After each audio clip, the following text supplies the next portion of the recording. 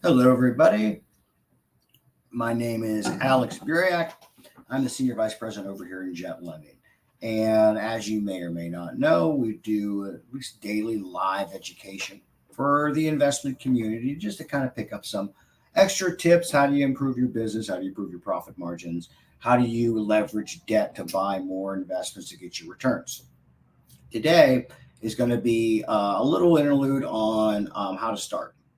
Okay, so a lot of times I'll go to speak at events, local or national events, and a lot of the new investors will come up to me and they'll ask me, Alex, this is my first event, or I come to these events all the time, but I haven't bought a property and I don't know how to start. And I've been told that I should wholesale first.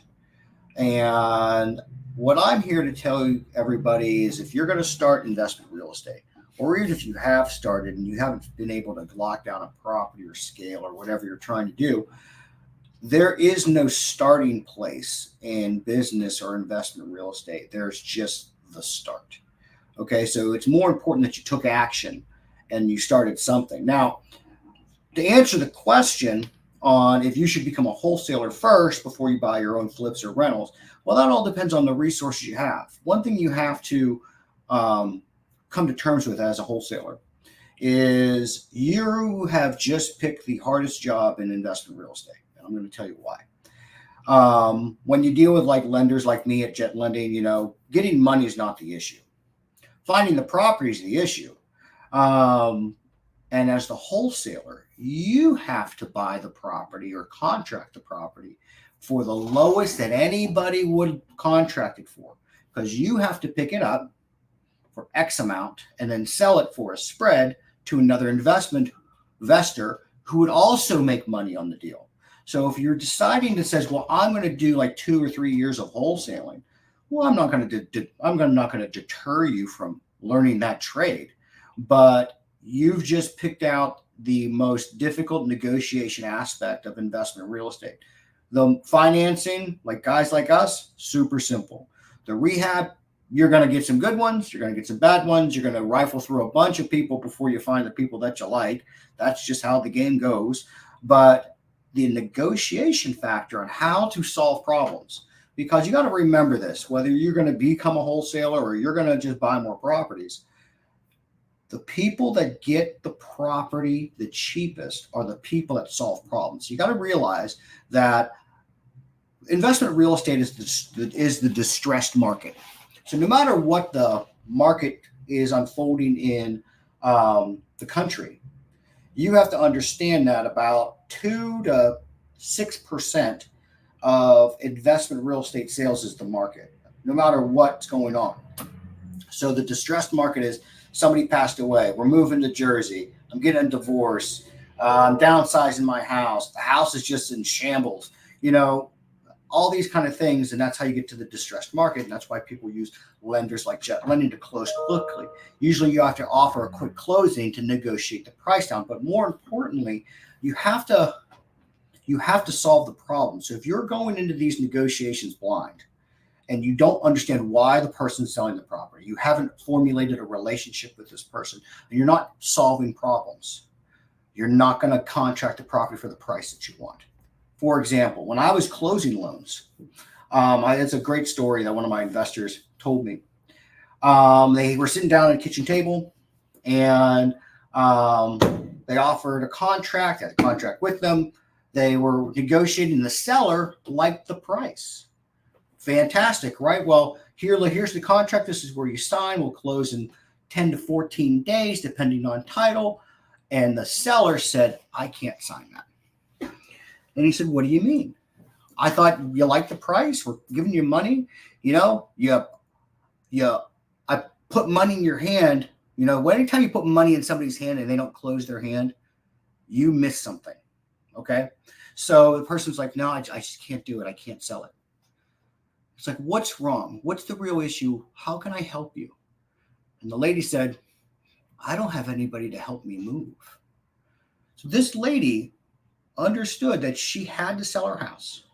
She had to get money, but she wasn't going to do that because she didn't have anybody to help her move. So my client said, well, if I get like a moving van out here and move it to your new place, would that help you?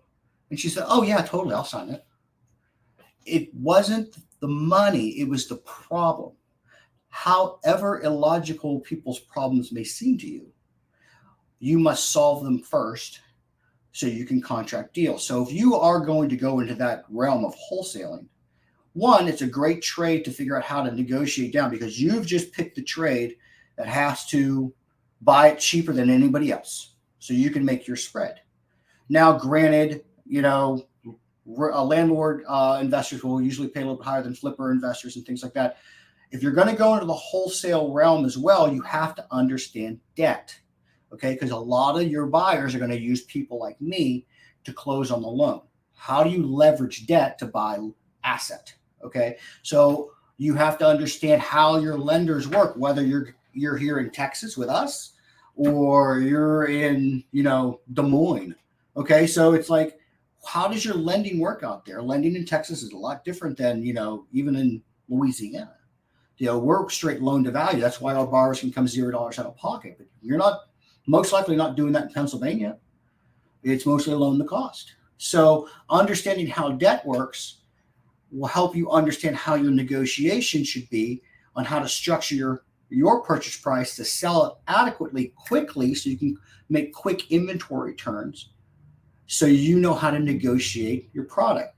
A lot of your buyers will, I'm coming in cash. Most of the people are using people like us. Okay, unless they have $300,000 in their bank account and they're going to just wire it over at title, most likely they're not doing that. Most likely they have $60,000 in their bank account and they're going to use people like us to leverage that to buy something bigger. Okay, so that was kind of like an interlude on wholesaling. Yes, if you got no capital, you got low credit, you have no experience, and you're wanting to get in the game, sure, wholesaling could be a very advantageous avenue for you, especially practicing negotiations, learning how financing works and things like that. I'm always a big believer in using the resources you have to where to start. If you have no capital, maybe get a couple people to help you join forces and you take a little bit of equity spread to get into the game. And then your capital grows and then you do more deals. This is all about profit margins. This is all about investment. It's all about wealth. Okay. So if you can get into the game with your strengths, understand your weaknesses and buttress them, and don't be afraid to fail, because going through failures and falling down on your bum, as long as you get back up, you'll learn something and you'll be stronger for the wear. I hope this helped. We do these these educational videos all the time. I put in the title a link to all of our videos. I do this every day. We also, this is live. This is off the cuff. I'm just giving you that, guys, the real truth. So if you ever want to comment, I see it. I'll answer your questions. If you want me to actually do another video, if you're like, I'm burning questions that nobody's answering, I will do that for you. Okay. So just put them in the comments, text us, call us, email us, visit our website, chat us on our website, watch our videos, take our money and buy stuff, whatever you need to become successful. We're here as a lender to educate the community. We want to do business with you. We understand we're not going to get all your business, but we would love to partner with you to see how we can make you wealthy.